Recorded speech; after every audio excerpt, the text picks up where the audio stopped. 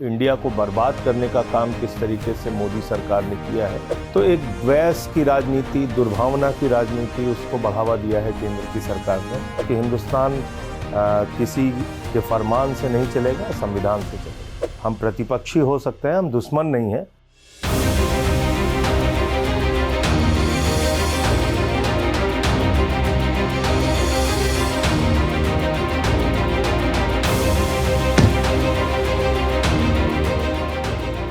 Achievements की तो बात आप छोड़ दीजिए, इंडिया को बर्बाद करने का काम किस तरीके से मोदी सरकार ने किया है, ये सर्वविदित सत्य है। अपने चंद पूंजीपतियों के हाथों उन्होंने देश को बेचने का काम किया। इसके अलावा डेमोक्रेसी, लोकतंत्र, जो दुनिया का सबसे बड़ा लोकतंत्र है भारत, उसको बार बार तार करने की कोशिश की गई है।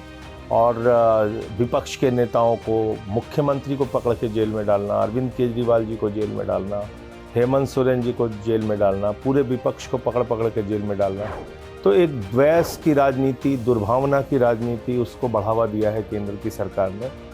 जितने वादे किए थे उस पर कहीं खरे उतर के नहीं आए, चाहे वो किसानों की आमदनी दोगुना करने की बात हो, चाहे वो रोजगार देने की बात हो, 2 करोड़ नौकरियां देने की बात हो, या फिर काला धन ला के हर खाते में 15 लाख पहुंचाने की बात हो।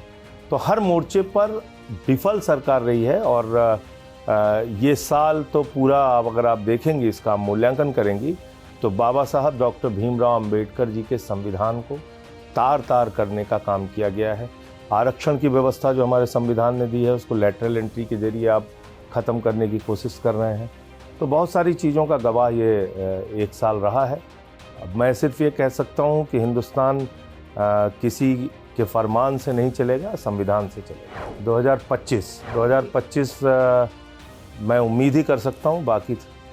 बाकी तो मुझे लगता है कि करना है सरकारों को, करना है इस देश की जनता को, और जो भी बदलाव लाया जा सकता है वो इस देश की महान जनता की भागीदारी से ही लाया जा सकता है। तो मैं शुभकामनाएं भी देता हूँ देश के लोगों को, और उम्मीद करता हूँ कि नया साल सबके लिए अच्छा हो, बेहतर हो, भारत का लोकतंत्र और संविधान मजबूत है। बिल्कुल ज़रूरत है, क्योंकि अगर आप इस बात में लग जाएंगे कि हमको अपोजिशन को दबाना है, ख़त्म करना है, डेमोक्रेसी को मानना नहीं है, तो उससे तो देश आगे नहीं बढ़ेगा। आप ज़रूर खुश हो सकते हैं, लेकिन अगर देश को आगे बढ़ाना है तो उसमें सत्ता पक्ष की भूमिका है, प्रतिपक्ष की भूमिका है।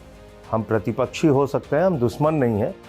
इस भावना से ही आगे देश को बढ़ाया जा सकता है।